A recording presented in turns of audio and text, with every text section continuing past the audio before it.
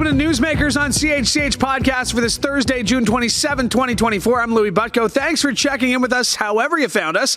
And it's been a while since we've done this, or our other program, the Trending Now Podcast. So I figured, why not do two things at once? And on that note, I'm very pleased to be joined by the host of Trending Now, Nicole Martin, a born and raised Hamiltonian. Nicole is celebrating 10 years at CHCH this fall and has covered some of the biggest stories in the area during that time. Nicole has become a staple across CHCH in her time here. In October 2022, launched Trending Now alongside her co-creator, Laura Sebin. And when she's not chasing the biggest stories, she's chasing around her little toddler alongside her husband, Louie.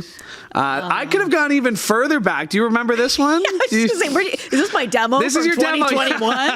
Is your demo. I was looking for that was one of my favorite days, snow day. I was looking for 2024 or 2014 demo stuff. I couldn't find anything about that. I think I quickly deleted all of that. September 2014 is when you joined the Morning Live crew as the breaking news reporter. Yeah. Speech pathology, speech therapy, you went to school for. Yeah, well, public speaking, essentially. Yeah, okay. yeah. Speech communication was my major. So you always knew you wanted to do this? I did. Like in high school, I definitely did. I was one of those people that did the morning announcements. So everybody who's come on this show. Yeah. So do they say the same thing? We've had a few of these where we've been like, thanks for coming on. Like, let's learn a little bit more about you. I'm pretty sure I did the announcements in high school. And I absolutely did. I ran student council. I did that kind of stuff. No, but ours were live video. It was actually, everyone had a TV. It was Waterdown High, right here, born and raised Hamilton. Yeah, that's right. So we had TV screens. We actually did them live every Friday. We had our morning announcements. So I was Anchor Nicole in high school. Yeah. But I didn't get into Ryerson. That's where I wanted to go for radio and television. So Ryerson, we would have been applying at the same time. Ryerson needed this whole portfolio thing. And you had on-air experience. I had nothing. Louie, so I didn't get into Ryerson. Cutoff average, I think are we the same age? We're the same age, Okay, yeah. cutoff average that year was, I think they said a 94%. And look at us now. Hello. You're not even Ryerson anymore. They wanted me to upgrade my English mark. I had high 70s or something. Yeah. It should have been better. But I went to summer school to upgrade. Yeah, right? Out of grade 12, summer school to upgrade my English mark. I still was on the wait list. So they were like, I was emailing, calling every day to be like, have I moved up at all? No. I got a 90 something in summer school. Can I come in now? No, it was a no. So I was like, okay, it was August. Where am I going to go in September? Yeah. And I saw this program at the University of Waterloo, and it was all about speech communication, so public speaking. I thought, perfect. Minored in drama, great for memorizing lines and memorizing, your spiel. Any roles during your university time that we would have seen you in? No, background. I did background stuff. Yeah, no. I was more interested in voice technique. Yeah. Any kind of course that would help. The lips, the teeth, the tip of the tongue. The tip of the tongue, the teeth, the lips. And then you drop the jaw. Yeah. So I took one of those classes at Niagara College, like a public speaking class. Because I've told the story. I wanted to go to business, wanted to look good in a suit, so I did this. Now I don't even wear suits. Ironically, I hate putting on a suit. Hey, you full still tie. look fresh with your golf tee, my little polo. Yeah, if Laura Brody's here, she's like, that's the second time he's worn that polo this week. She watches my outfits. So you always wanted to do this. Where did that spark start then? I don't know. Actually, I do know. I was... I would have been 13 or 14 years old. I actually went, they had an audition for Cable 14. I thought, oh my, I've always watched the news. Always CH growing up. Also CBC. I had the National on. Peter Mansbridge. Watched him every night religiously with my mom and my dad. So I think I just knew that, I'm so interested in news. This is what I want to do. So yeah, when I was 13 or 14 years old, I went and I auditioned for their entertainment reporter. Yeah. So I got to do that when I was in high school. And that's awesome. Yeah, I knew I really loved it. So I had to figure out a way to get back into it. And you got back into it. So 10 years here, when you think of, even me telling you that, because you brought it up the last time we did podcasts, which was the 70th anniversary. It was a Trending Now podcast. But you kind of said that, 10 years. 10 and for years. me, I've been here 2 years, not It'll 10. Fly I know. Louie. Talk about how quickly it's flown by and just how you've grown as a broadcaster since then. Well, it has. I mean, I watched one of my very first morning live hits, and this is how I sounded. thank you so much, Bob and Annette. We're over here at the Ford plant. And like, it was bad. It's bad. So I have my Carson voice says that's how you sound now. Oh, so. thanks, Mike. No, I had to do so much work to try and lower my voice. Yeah. So that's definitely changed. You just you start to know people within the community. You then start memorizing counselor names from Hamilton, Halton, Niagara. Yeah, I think you're everything. You have to read so much. Yeah. And learn so much about almost everything. I get the feeling hosting a show called Newsmakers and Trending Now Podcast. Yeah. I know the feeling. I know the feeling of, because I was James Douthie. I interviewed him in college. Somebody I wanted to I still aspire to be, world-class broadcaster, does a lot of cool things with sports. And he said the line that sticks with him most is that you got to be a jack of all trades, master of none. And that's kind of how I feel. I'm not the best reporter in this building. I'm not the best. You're great, Louie. Thank you. I appreciate that. That's all I wanted to hear. You've got Thank a you. great Let's move personality. on. Yeah, that's it. We're done. The show is over. Speaking of personality, I do want to get this because I do want to credit you. You are as genuine on air as you are off. It's really nice. But I honestly people ask oh, what are these people like? I'm like, Nicole's the sweetest. Me. You can tell, there's on-air Louie, and then there's, not on-air Louie. It's not a character, but it is this, for me, it's flipping a switch. For you, it's not that. It's just you are who you are on camera, which I really appreciate. Oh, that's really, really nice. Yeah. I think people are stereotyped as having huge egos in the industry, and that's what I've really loved about CH, is I don't find that with people here. I think people are pretty genuine in who they are. I would say you are genuine too. You're funny on air and off air. That you can't fake. Yeah. That's who you are. But what you mentioned too is being a jack of all trades, master of none. Is that the line? Yeah. Okay, I'm going to butcher that. But it's true, because since starting 10 years ago, I started as a writer, did overnight writing, did morning live, did the evening news, started hosting, started filling in anchoring. You have to be adaptable, producing even as well, and writing. So you have to be able to do everything. And that's, I think, what makes the years fly by so quickly. Yeah. You're going from one thing to the next, and you're trying all these new jobs, and it's a great opportunity. I've just been thinking, in the last week, the amount of different things I've done. See? Just in this... List them off. So and next week and the July, week after. So, I'm looking at July. I'm looking at, I got my big calendar in the kitchen, and it's I don't think I go more than 3 days on the same shift, which I appreciate. And I think, could be appreciated by your bosses that I'm a versatile guy. You can throw me here and whatever, and I'm going to complain. I'm going to complain a lot most of the time, but I'm going to do the job at the end of the day, and that's all that matters. And that's, I think, how you succeed in the industry. You have to be able to be versatile. Speaking of advice for the industry, go back to you 10 years ago. Other than find that right pitch, what piece of advice do you think has helped you or would have helped you 10 years ago to where you are now?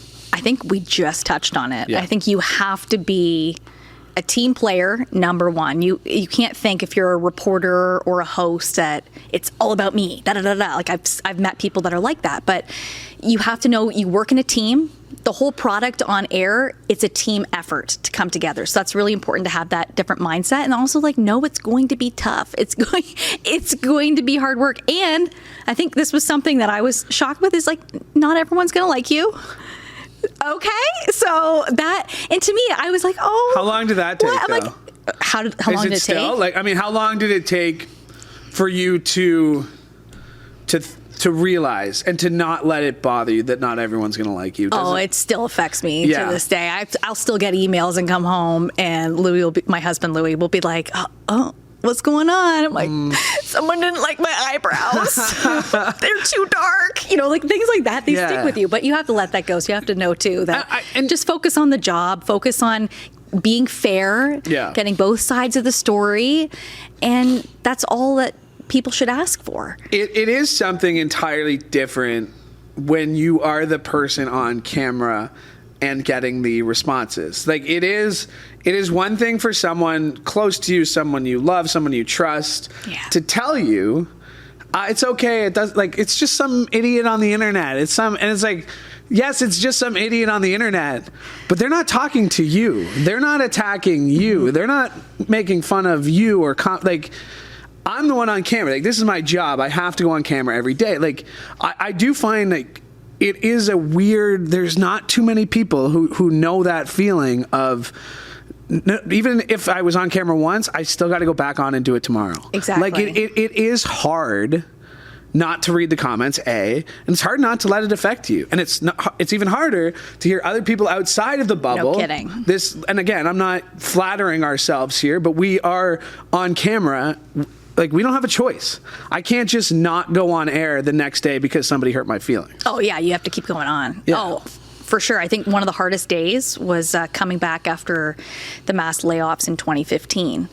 And it was obviously a very tense time, but being out in the community, it was a lot of people coming up being like, why would they keep you, of all people? And you're like, you feel terrible enough already, for everything that you witnessed and what others are going through. So that was really, I felt so awful for all those people at that time. That was awful. But yeah, like you have a job, you have to keep doing it, you have to keep going on. And one thing my mom always told me because I was 22 when I started here. Just 8. Hello, I'm 32, everyone. But yeah, hey! But yeah, when I first started, still young, still hip, whatever. Yeah. No, she actually used to say to me, she's like, when you watch someone, especially someone who's new and young and starting out for the first time, do you want them to fail? I'm like, no. Like, you watch someone, you're like, okay, like, I'm rooting for you. And I think for people going back to advice, I think that's a big thing. Is you have to just feel like people are rooting for you. There are going to be the few that have, keyboard fingers and will go online and bash you, sure. But for the vast majority of viewers, they're rooting for you. They want you to succeed. Yeah. Who wants anyone to fail? It's not nice. There's a conversation online the other day, and it got to my odor.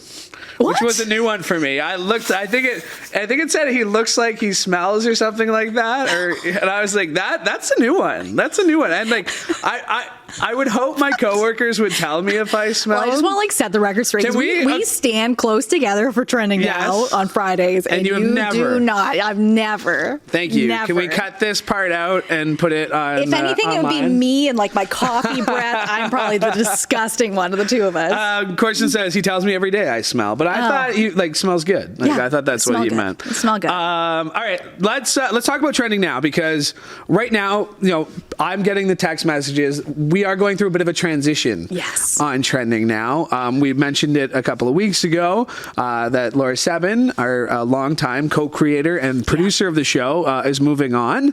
And there's a bit of a transition happening right now. So can you explain to us, why we're seeing repeats? Like what's going on there? Yeah, there's a mass hiring happening. So shout out to anyone looking for a job at the moment. It's a great job. As somebody who's filled in on a reporter. It's great. Okay, we've got a reporter position opening up. We have VJ positions for the evening news up.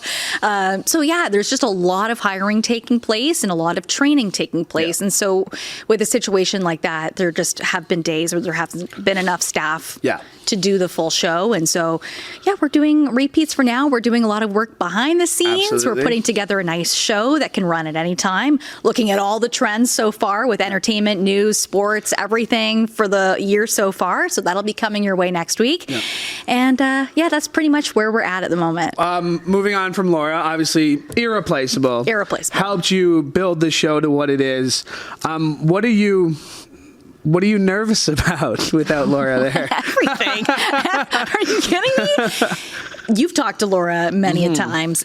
She's the type of person who just knows everything about everything. Like, you bring up the Oscars, she's like, oh yeah, like I don't know movies off the top of my head, right? Like, she just immediately knows any TikTok trend. Yeah. All of the trends, like she's like, oh, that'll be a hilarious meme. That's the meme of the week. Let's put that in. That type of skill, that is hard to come by. That is for sure. So we're certainly going to miss that. Podcast isn't going anywhere. No. Trending Now podcast. Trending Now podcast. Here to stay forever. Not going anywhere. Here to stay forever. I'm always looking forward to being a part of the next generation of Trending Now. And I know it's had this little podcast thing going too for a while. So a lot of that was to the thanks of Laura, who, entrusted me to get to talk about her show every week. So yeah, we're really going to miss you. We will. We absolutely will. Don't make me cry. I can't. We have all the balloons set up for her back there right now. I blew most of them. You Dave Meidel will take some credit, but he quickly switched to the arch duty. Because we haven't done a Trending Now podcast in a while, let's just throw it at you here. Let's do a little Trending Now podcast.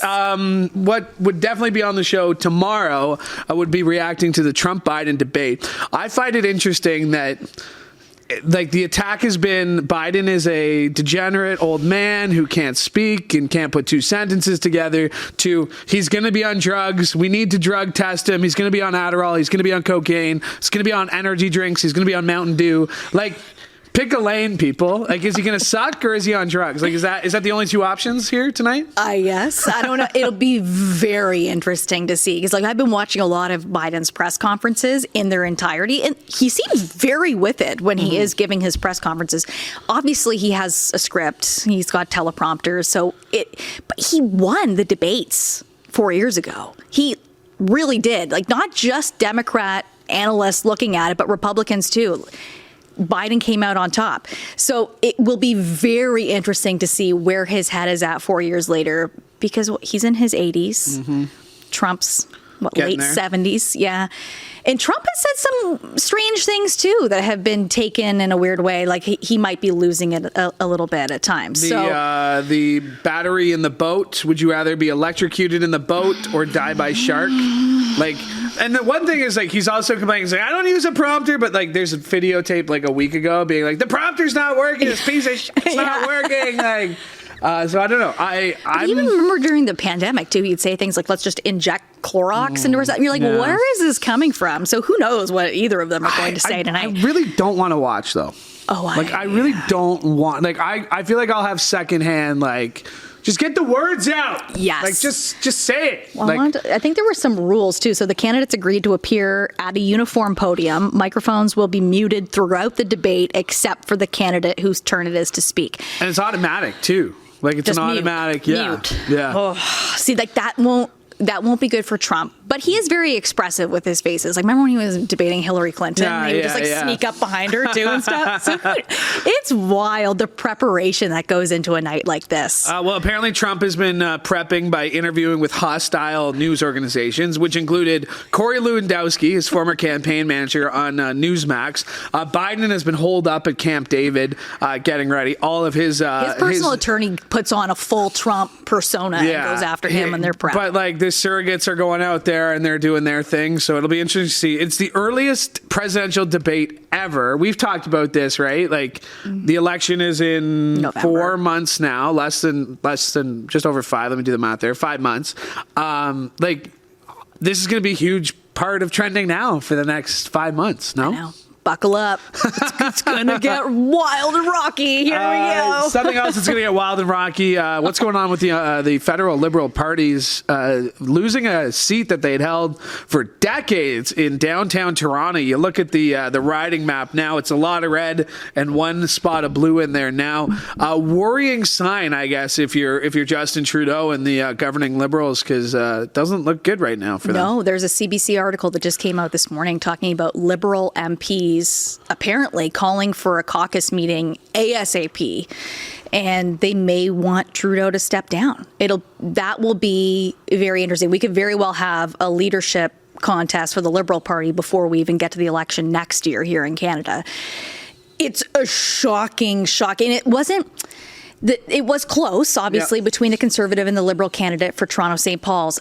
But it's never close, okay? So it doesn't matter. It's always Liberal. Even when they lost, I can't remember what year it was. I had it written down, but at one point, in 2011, that's it, the Liberals lost a lot of seats, but they still kept Toronto St. Paul's. So this is seen as one of the biggest strongholds for the Liberals. Like you mentioned, decades. It's over 30 years they've held this seat. So the fact that it even marginally went to the Conservatives is a shocking thing to see for the Liberals. People pointing out the NDP, also not a great showing for them, right? No. And what's Jagmeet going to do? And the current minority Liberal government is being supported by the NDP. Listen, if the Liberals don't want an election anytime soon, the NDP definitely don't want an election anytime soon. I don't remember where they're at right now with their financing for an election, but they needed to raise more money as well before they even think about calling one. Yeah, it's gonna be interesting to watch this summer. The Ontario Conservatives staying busy. The Science Centre closure.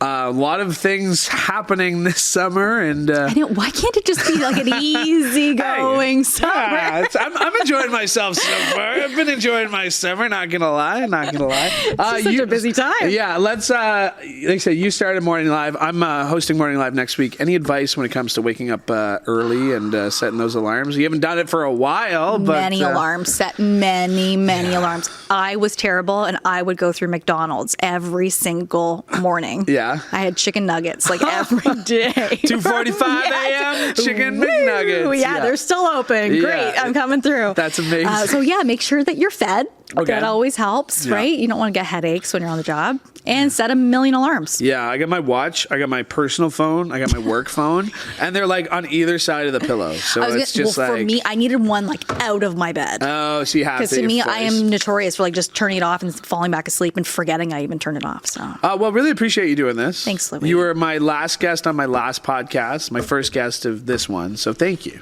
And I think it's going to be a hot minute before you have another one. Yeah, in case you're wondering. Where's Louie going to be? In case you're wondering, I'll be on Morning Live a couple times this week. I'll be reporting a few times, so we appreciate it. Make sure you like and subscribe to CHCH Podcast. You never miss an episode of this show or any of the other great shows we have for you, including Sportsline. That's going to be continuing new all summer long. Thanks, Nicole. I just started talking and they went to the credit screen, which is what I was expecting them to do. But thanks, Mike Corsten, for directing today's episode as well, because we really do appreciate it. And yes, as mentioned, not sure when we'll be back exactly for the Newsmakers podcast, but it'll hopefully be sooner rather than later.